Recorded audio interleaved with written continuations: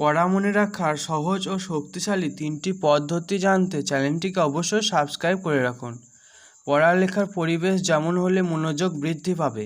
পড়ার টেবিলকে দেয়ালমুখো রাখতে হবে।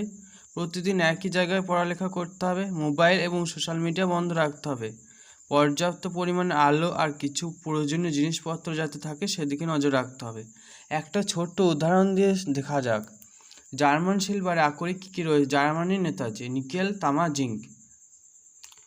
এরপরে আলোচনা করা যাক কর্মসংস্থান সম্পর্কে।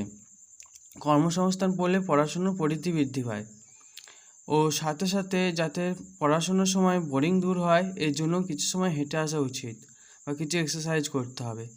আর সবশেষে মনে রাখতে হবে যে মানুষের শক্তির কোনো অভাব থাকে না, অভাব থাকে ইচ্ছার।